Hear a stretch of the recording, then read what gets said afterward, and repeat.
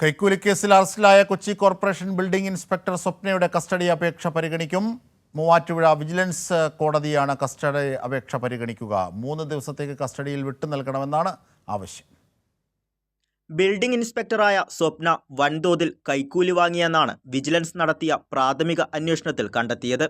ഇതു സംബന്ധിച്ച് വിശദമായി ചോദ്യം ചെയ്യുന്നതിനായാണ് 3 ദിവസത്തെ കസ്റ്റഡി അപേക്ഷ കോടതിയിൽ സമർപ്പിച്ചത്. ഇന്ന് ഉച്ചയ്ക്കു ശേഷം മൂവാറ്റുപുഴ വിജിലൻസ് കോടതി കസ്റ്റഡി അപേക്ഷ പരിഗണിക്കും. പ്രാഥമിക അന്വേഷണത്തിൽ തന്നെ ഞെട്ടിക്കുന്ന വിവരങ്ങളാണ് പുറത്തുവന്നത്. സ്വപ്ന ഒരു മാസം കൈക്കൂലി ഇനത്തിൽ 3 ലക്ഷം രൂപ വരെ വാങ്ങുന്നതായാണ് കണ്ടെത്തൽ.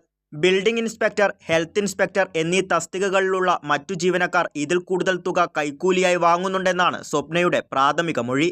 കസ്റ്റഡിയിൽ വിട്ടുകിട്ടിയാൽ ചോദ്യം ചെയ്യലിലൂടെ കൂടുതൽ വ്യക്തതകൾ ലഭ്യമാകും. സ്വപ്നയുടെ സ്വത്തുവകകളിലും അന്വേഷണം നടക്കുന്നുണ്ട്. കൊച്ചി കോർപ്പറേഷന്റെ വൈറ്റില സോണൽ ഓഫീസിലെ ബിൽഡിംഗ് ഇൻസ്പെക്ടറായ സ്വപ്നയെ 15,000 രൂപ കൈക്കൂലി വാങ്ങുന്നതിനിടെ അവരുടെ കാറിൽ നിന്നായിരുന്നു വിജിലൻസ് പിടികൂടിയത്. കൈരളി ന്യൂസ്, കൊച്ചി.